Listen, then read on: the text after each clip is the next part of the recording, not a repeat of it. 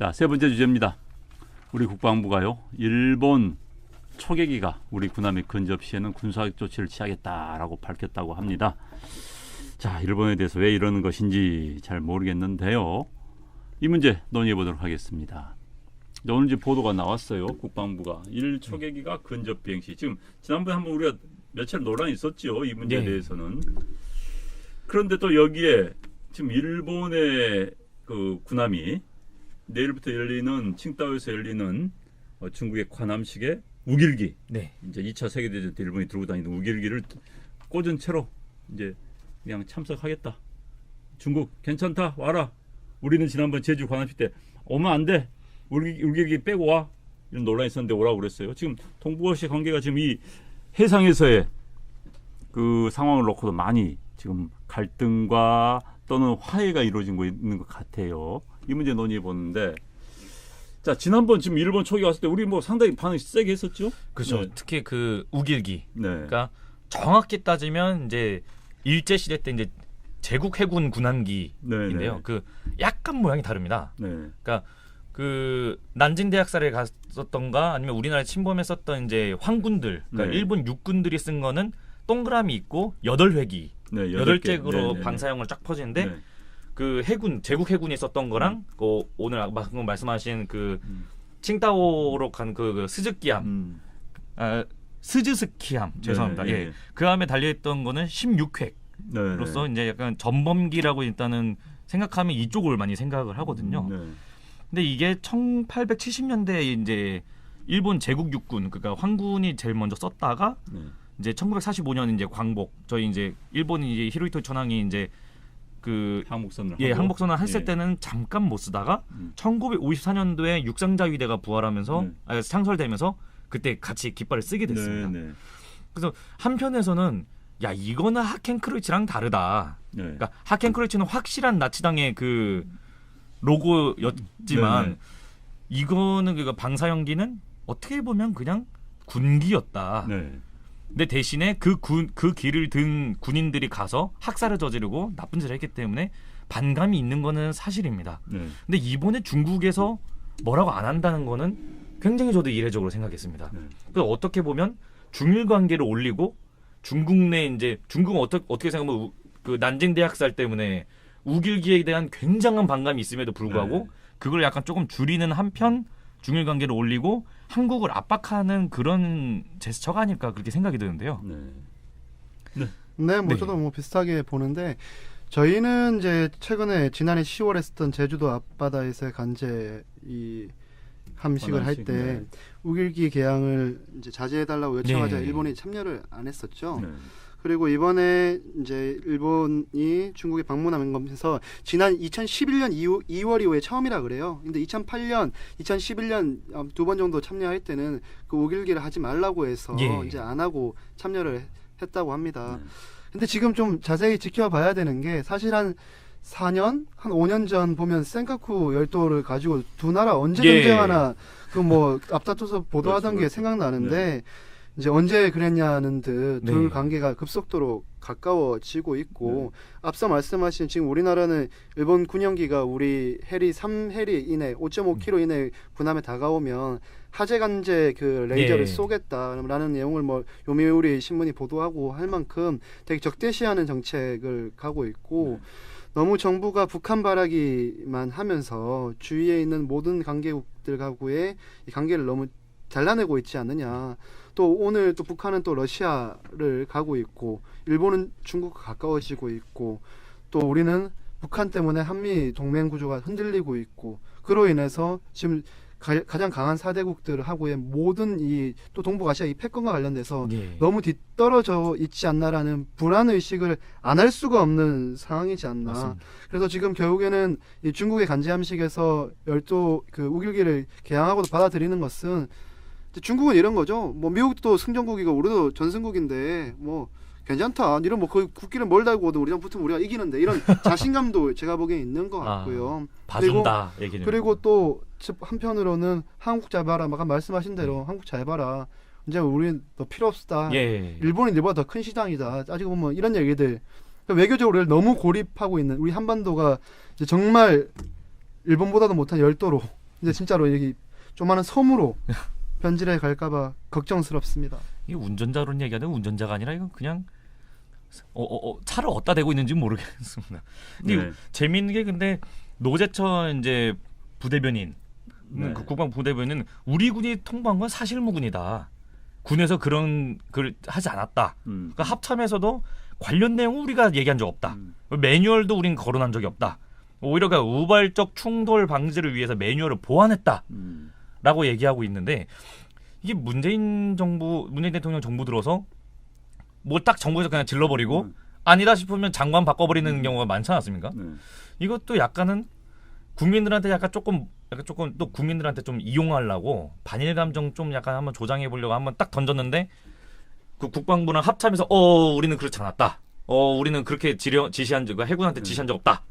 이러니까 이것도 청와대에서 아차 싶어서 또 꼬리 자르게 하지 않을까 그런 생각도 많이 듭니다.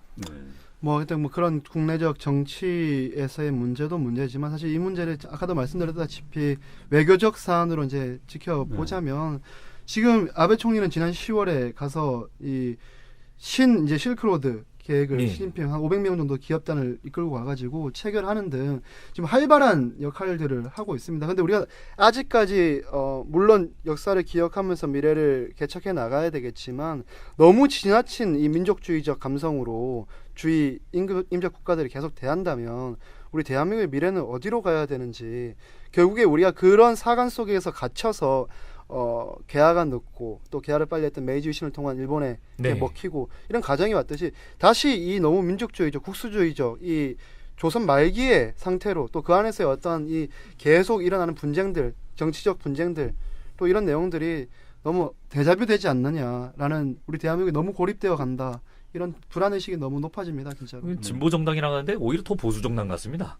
하는 행동. 대한민국 진보정당이 진보정당이라고 할 수는 없죠. 네. 자칭은 그렇게 얘기를 하는데 또 되게 재미있는 게 저 찾아보니까요.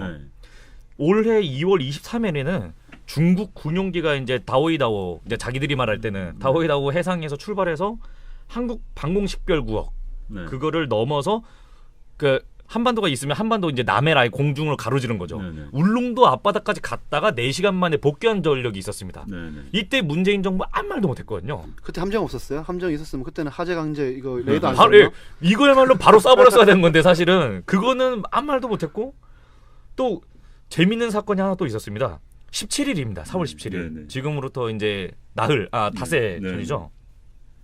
그 일본 초계기가 대만 앞바다에서 한국 국적으로 보이는 선박이 그 중국 한자를 써놨긴 했는데 아마 북한 선박으로 의심되는 선박에 유류를 이제 환적하고 있는 거를 초계기가 잡아냈었습니다.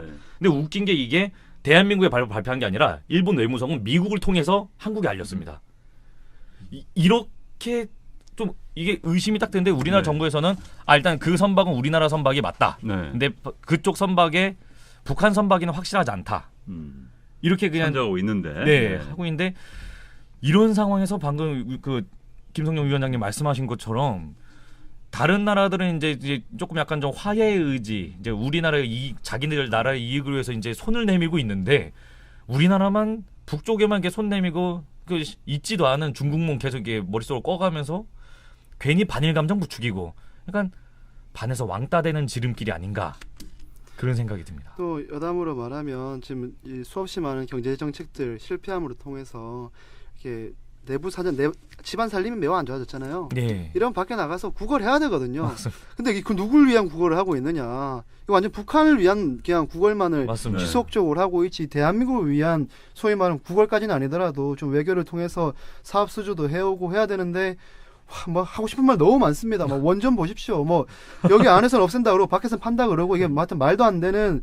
그러니까 자꾸 우리 대한민국을 먼저 생각하고 대한민국 국민들을 우선으로 하고 또 대한민국의 다음 세대를 걱정하는 이 지도부 또 정권 정치권이 돼야 되는데 이게 지금 어디로에 눈이 쏠려가지고 무엇 때문에 이 신기루를 쳐다보고 달려가고 있는지 도대체 알 수가 없습니다. 그래서 이렇게 주변국 전체로부터 무시당하고 패싱당하고 결국에 그래서 북한을 손을 잡았다 한들 그러면 이 대한민국 다시 북한처럼 만들려고 하는 건지 정말 저는 이해할 수가 없습니다. 월남의 쭈엉딘주가 생각나네요. 그게 뭐예요?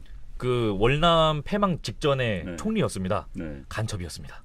네. 실제 월매의 간첩이었습니다. 무슨 이야기를 아주 무서운 이야기가 지금 나왔어요. 네. 그래서 죄송할 거 없어요. 뭐 우리가 그런 이야기는 다 할 수 있으니까. 네. 확실히 걱정되는 게 17일에 했었던 이제 일본 초계기가 확실하게 불법 선적이었다면 환적을 하는 걸 봤다면 미국하고도 사이가 안 좋아지는 건데 아니죠. 유엔에서 아예 그냥 제재를 때려버리지 않겠습니까? 네. 대한민국에. 네. 근데 이게 불법 환적 사건이 문재인 정부 들어서 이게 좀 지금 수차례 지금 의혹이 제기되니까 그 상황에서 일본하고 미국은 이제 조금 화해 제스처를 취하고 있고 북한은 러시아 이제 푸틴이랑 협력의 제스처를 취하고 일본하고 예. 미국 아주 사이가 좋아요. 옛날부터 좋았고 지금 더 좋아지고 있고요. 아니 네. 최근에 그 네. 우리나라 도입한 F-35A 네. 그 설계 도면도 우리나라는 안 주면서 일본 준다고 하지 않습니까? 사실 그리고 그게 제일 중요한 건데. 북한하고 우리가 잘 먹었다 칩시다. 그리고 중국까지 우리 무시하면 어떡하는데 또 중국하고 일본하고도 지금 저렇게 잘 지내면 도대체 그리고 우리가 내줄 거 다 내주고 한들 우리가 무엇을 위해서 미래를 또 갈 수 있겠습니까? 맞습니다.